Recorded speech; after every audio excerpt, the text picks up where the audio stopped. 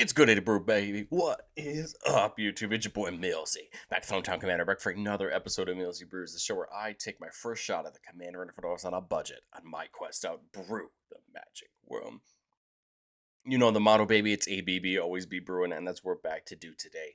The deck list is going to be down in the description for you below. So I'd really appreciate it if you could interact with the video, like, comment, subscribe, consider doing all that YouTube stuff. I'd appreciate it. But we're continuing through Sonic Week this week. The Sonic Gang has come to Magic, and today we're talking about Knuckles the Echidna, a 4-mana, 2/4 mono red Echidna warrior with double strike, trample, and haste. A pretty great stat line already. Whenever one or more creatures we control deal combat damage to a player, we're going to make a treasure. Off to a great start. In the beginning of your upkeep, if you control 30 more artifacts, you win the game. Knuckles, to me, is just a ton of fun. I think it's pretty much everything you want as a mono red treasure commander. I think in some ways, I think like Magda's is kind of that as well. But what I think is fun about Knuckles is that he's pushing us towards what we probably already want to do anyway with treasures, and that's caring about hitting people for treasures. We have so many cards that make treasures on hit, and then so many other things that can help support our treasures, and that's going to be kind of the main point of the deck. Get treasures, make treasures matter, take multiple combat through a couple ways. But I think the thing that makes Knuckles' bottom ability interesting is that he doesn't care about having so many treasures. He cares about having so many artifacts, meaning we can use other ways to make artifacts to help Knuckles out in trying to get to that 30 number if that's the way we want to win. As a loving note for this week, I have the little asterisk next to the deck cost because some of the cards in the secret there do not have their price released yet. So it kind of is what it is, and we have to go from there.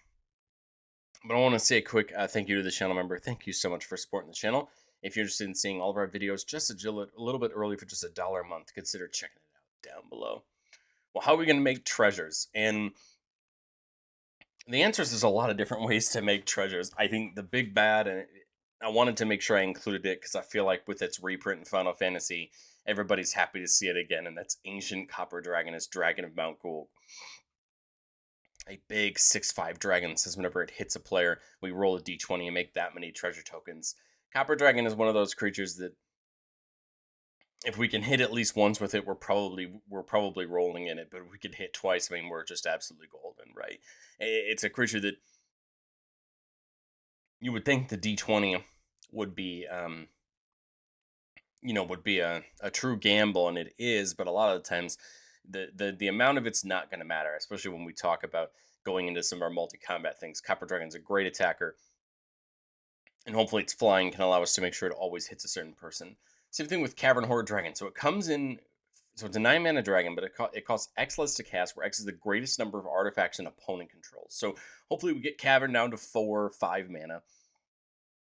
Flying, Trample, Haste, and whenever it hits a player, we make a treasure for each artifact that player controls. We basically want to be attacking that person that, right, caused it to come in for cheaper and get those treasures. And again, this could potentially lead us to get a couple of treasures, right, per combat. Captain Lannery Storm just got that reprint in the Through the Ages bonus sheet as well. Whenever it attacks, make a treasure. Whenever you sack a treasure, you buff it. Again, just getting one on attack is important because that's what we're trying to do. Goldlust Triad has Myriad, so it gets copies of itself attacking other opponents when it attacks. And whenever it hits a player in combat, you get a treasure. So we've got a couple more of these abilities, but I kind of wanted to show them off. And then we have some sorceries and that can make treasures. Brass's Bounty, I think, is the big one. Make a treasure for each land we control. Of course, useful as the game goes on, but I think the spells we're really going to be our bread and butter when we see them are going to be this grouping of spells. Each of them forces you to pitch a card to draw 2 and make some number of treasures. So for Pirate's Pillage, it's draw 2 and make 2 treasures. For Seize the Spoils, it's draw 2 and make 1. And then for Big Score and Unexpected Windfall, it's 2 and 2. These are the kind of spells that may not look really huge, but truthfully, this amount of card draw is really important, especially when you pitch something you don't need and you get treasures, more mana out of it. What I find most of the time these are useful for is if, let's say, turn 3, turn 4, or even turn 5, you maybe have a couple mana left, but you're not really sure what to do with it. You can throw it into this, pitch something, draw, get a couple treasures, and maybe it draws you into something new, or it just pushes your game plan forward. We have things like Horde Hauler. When it hits a player, you make a treasure for each artifact they control. RMS Titanic. When it hits a player, you sack it and create that many treasure tokens. It has flying and trample, so it's got a good chance to potentially hit for 7. And then I think the card I'd be remiss not to include is Descent into Avernus. At the beginning of your upkeep, you put 2 Descent counters on it, then everybody makes X treasures, and it deals X damage to each player, where X is the number of counters on it. So we're going to hand players treasure tokens, but the hope with this is that we get to use our treasures first if we're planning to use them, and can outvalue our opponents as Descent gets bigger and bigger.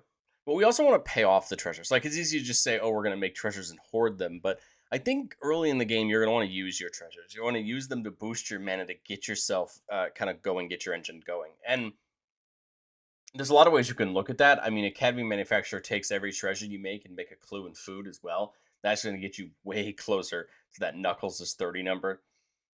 Crime Novelist says whenever you sacrifice an artifact, you get to put a counter on it and add a red. So this is effectively going to turn your treasures, hopefully, into double red, right? 2 red, 1 from the treasure and 1 from Crime Novelist. Same thing with Goldspan Dragon. It just actually gives all of our treasures the ability to sack for 2 mana instead of 1.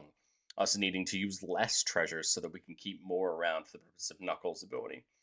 Zorn lets us make an additional treasure anytime we make a treasure. This is huge, just getting more treasures out of them. And then we're playing the pair of Magdas. Both are pretty cool. The old Magda, Brazen Outlaw, lets us sack 5 treasures to go get a dragon of our choice and put it on the battlefield.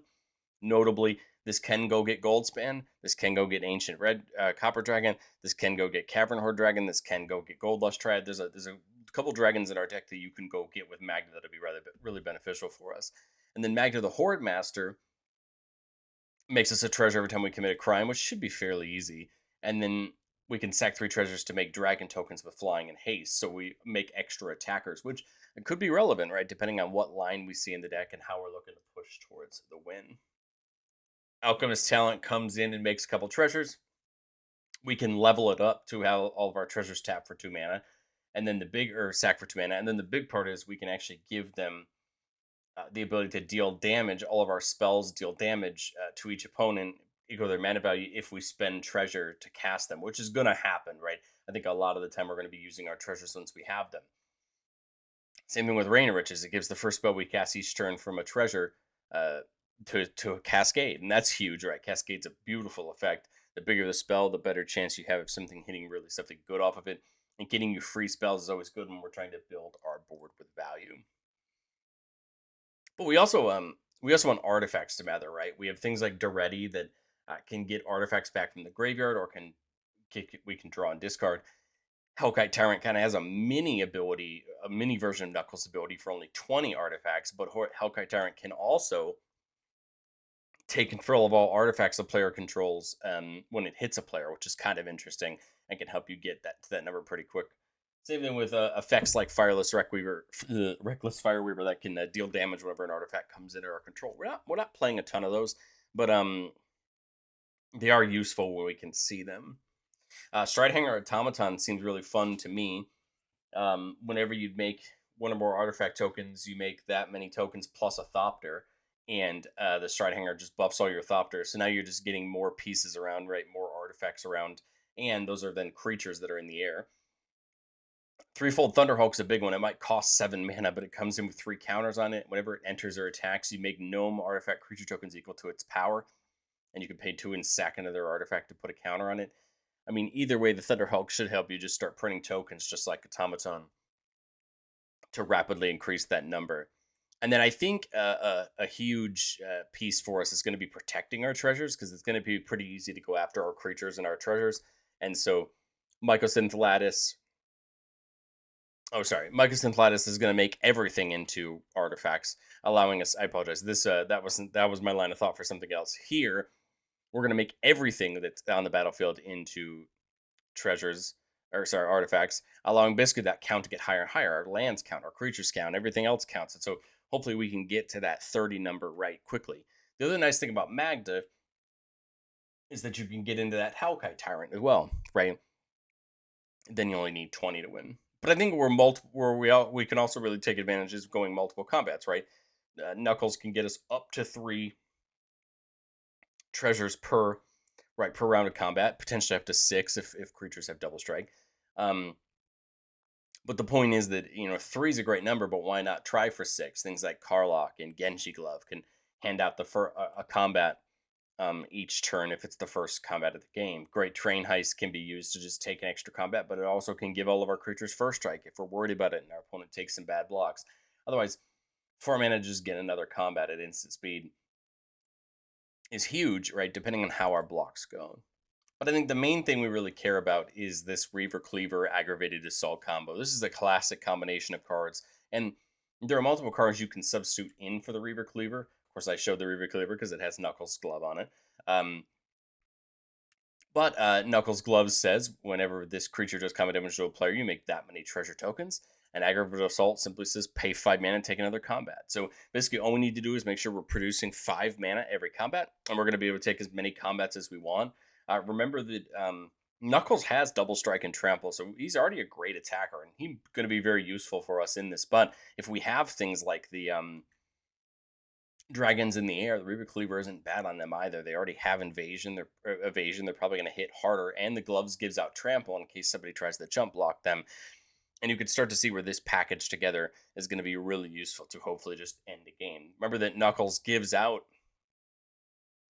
us treasures when we hit opponents, meaning that we might even need to get less from the we might even be able to get less right from the Knuckles or from the cleaver from these other sources because Knuckles is making those three, and I think that's important. I mean, you still want to rely on this for 5 so that you don't have to rely on that. But the nice thing is that this exists outside of Knuckles' ability, but it's even better with it, right? I've said it before on the show, and I'll say it again. No deck's ever complete. This is my first pass at Knuckles. And I think going into testing, I'd want to see, do we need more ways to prop up that Ag Assault combo? The other great piece that people use with this sort of Feast and Famine, an equipment that gives protection from black and green, two relevant colors in our format. And then whenever the quick creature deals damage to a player, you get to that player discards a card and we untap all lands we control. Ideally, you'd have enough lands to then pay for Aggravated Assault. The only reason I didn't include it was the price, but I think Feast and Famine is just a great card in general, especially with something like Knuckles having Double Strike, meaning you're potentially untapping your lands twice. Not that we're probably going to use the mana at instant speed, but also having that player discard 2 cards is relevant. Berserker Onslaught can just give all of our creatures Double Strike. I feel like that's relevant at some point. Remember Knuckles giving us a treasure, could give us treasures in both the first strike and the normal strike phase. I feel like it could be important. I just couldn't find a spot for it. And then we could look into more extra combat spells, things like Full Throttle, give us 2 extra combats, and we get to untap all of our creatures during those combats. I think there's more there to it. It's just, I think, finding our finesse and where exactly we want to find it across the multi-combat process. But let's do what we love to do most on the channel and get into our playtests. Remember, the goal of playtests on our channel is not to find a magical Christmas land. It's not to show off all our best plays, but it's just to get in some gameplay scenarios and kind of see what our deck's trying to do and what we're trying to keep. Here we got a 2-lander with Fire Diamond, so that gets us to the third one. We're missing that 4th mana for Knuckles, but we do have Jeska's Will, so that's definitely going to help us out. Regalia can make Knuckles unblockable, pretty fun. There's the Genji Glove for an extra combat, and then Chaos Warp for some removal. So, not bad, right? I think it's not bad. We ideally would love another land here to not have to rely on that Fire Diamond, but not looking too bad. All things considered, the Fire Diamond does come in tapped, which I think is the only downside to Fire Diamond. But other than that, I think we're in good shape. So here, we can take advantage of one thing with Jeska's Will. That's that if on turn 3 someone still has 7 cards in their hand, Jeska's Will can net a 7 red. We'll have 8 red total. And we could get down Knuckles. And my thought was, do we just get in the Brotherhood Regalia or do we get in Zorn? Because my thought on Zorn is we're making an extra treasure, meaning we should be able to make 4 treasures this turn, right? With Knuckles having Double Strike and Haste, maybe we can hit somebody right this turn. Make a couple of those treasures. Now we can immediately dump the treasures with the Fire Diamond into like Genji Glove if we want to. But we'll go from here. I think this is a good place to start. We didn't see any other pieces, but that's a-okay. So Regalia to equip would be 3. I mean, I could do this, making Knuckles completely unblockable, but I'm not as worried about that at the moment. Genji Glove would be fun. It would take almost all my mana to do, so maybe it makes more sense to do the Regalia and just get 4 more. We could hold up the maybe now we play the Genji Glove. I was gonna say we could still hold up Chaos Warp just in case we see something that needs removed. Now on turn 5, you see Gold Lust. My thought was, do I put the Genji Glove on Zorn, give it double strike, that way it can attack? Because the equipped creature has to attack in order to get the extra combat. My problem with equipping it to Knuckles is it doesn't give him actually anything extra, which is why I was kind of thinking about attaching it to Zorn. Now, if Zorn can manage to hit somebody, we have 4 extra treasures, but I don't think it's going to happen. I think it's just going to end up being 4 from Knuckles hitting, but it is good to know that that's a possibility. And then now, I mean, I'm willing to put the Genji Glove on Gold Lust Triad because now it has Myriad. So effectively, the way this is going to work is Gold Lust Triad will attack one person. It doesn't really matter because Knuckles at this point is guaranteed to hit another person. But Gold Lust Triad is going to have a copy of itself attacking each player. Remember that Myriad, we lose them at the end of combat. So basically, this is one hitting everybody once, right? So that's 6 treasures because of Knuckles, and then Gold Lust Triad and this both have double strike, so got 6 at the moment, right? So on the first strike combat, I've got 1, 2, 3, 4 if I attack different players, and then on the regular strike, I've got 2, 4, 6, right? And then Genji Glove goes off, giving me another combat, right? Again, making the copies attacking. The first strikes go off 1, 2, 3, 4, and the regular strikes. So I mean, now we're absolutely cooking with gas, right? And again, unless somebody finds a way to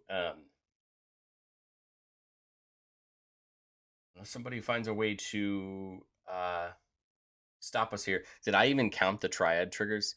I didn't. So it'd be 1, 2, 3, 4, 5, 6, 7, 8 more. Because it makes one when it hits a player. Yeah, so now it's game on our upkeep unless somebody deals with us. Yes, I know. What if people have removal? What if people have that? But I think it's still good to. I think what's the important part about playtest is playing out your lines and understanding where they go, so that you can, better assess your removal. No creatures in hand of this one, but we got a 4-lander. We got Disrupt Decorum, can go to our opponent's creatures, get it out of the way. There's the Train Heist, and then Windfall. So we can see I was gonna say, we can see what we find ourselves into. The Darksteel Citadel is an artifact, so it help us out on that. I thought here on turn 3 is Zorn. Turn 4, get in Knuckles. Knuckles is, I would imagine, gonna guarantee us 2 treasures. Right, 2 attacks. And then we don't have enough to get in that, but if I get in the Idol of Oblivion, I can draw, which feels like it could be relevant. And it is, because we see the Manufacturer. So I'm just 1 good mana off of. I was gonna say I'm off 1 mana off of Goldspan and the Manufacturer, but I could go Manufacturer.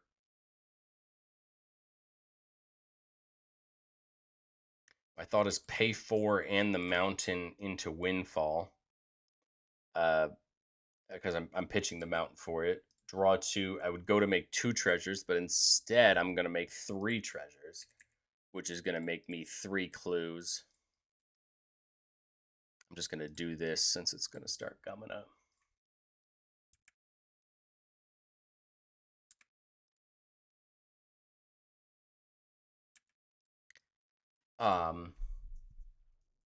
Tap Oblivion to draw a card. And now, I mean, we're just going to get into combat. Knuckles should ideally just get us 4 more. No. 6 more, right? Because it's going to be 3 every time. No, 6 more. Right, because the first combat would make us 1. Instead, it would be 2. Yeah, so we'd be at 7 of each. Yeah, like I originally thought. We can spend the treasures if we want to, but like, maybe it can get us a cavern horde down for next turn. Does it make sense to use them on the train heist? I basically pay 4 treasures to get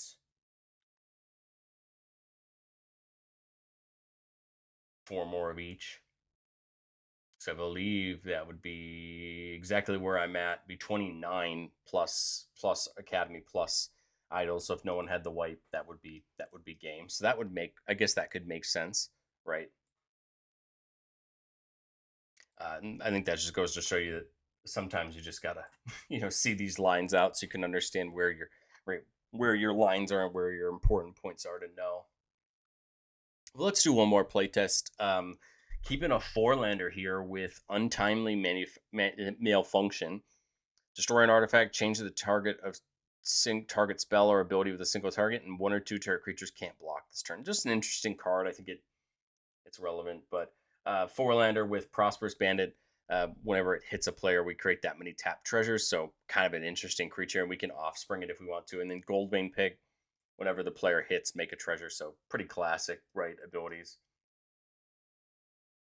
Get the mine in tapped.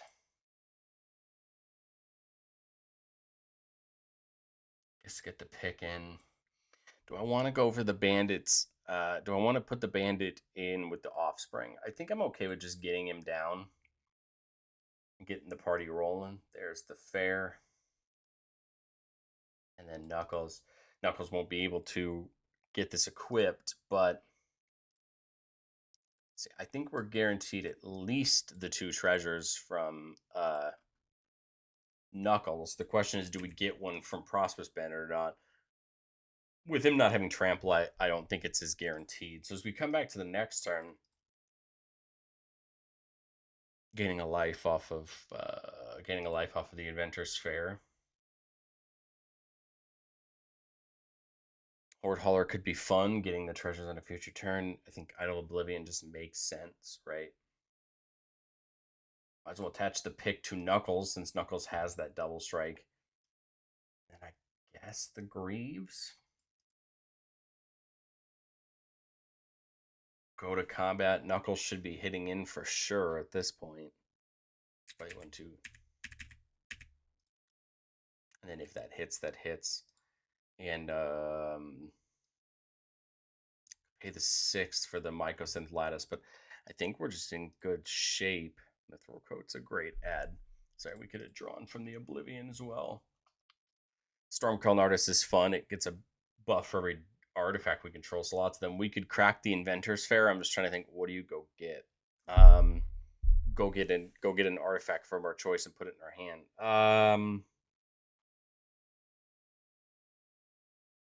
I can't think going off the top of my head.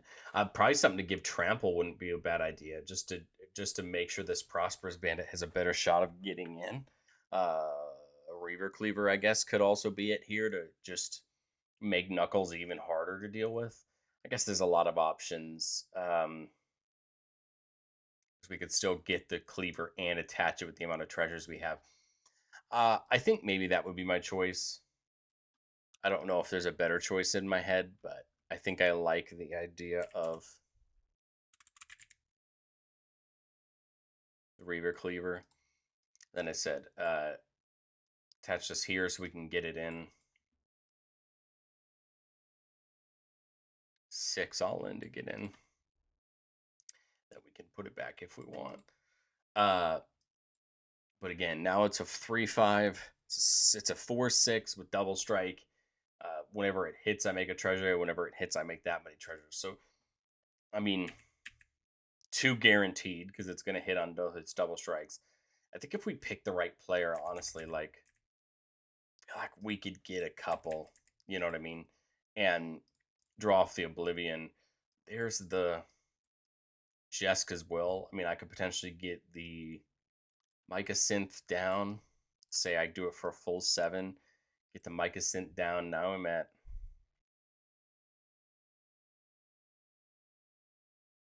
19.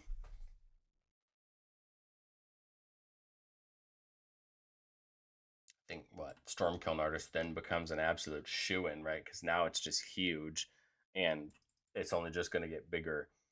And then now I feel like this is the best target for the cleaver, right? And then I think we're just in good shape. Playtests are a little odd sometimes because you can't simulate your opponents too well. But I think it's important to see your lines. I think that's the goal of playtest for me, is to see your lines, see what you're trying to accomplish, and then that way, as you get into gameplay scenarios, you can kind of understand like what it is you're looking for.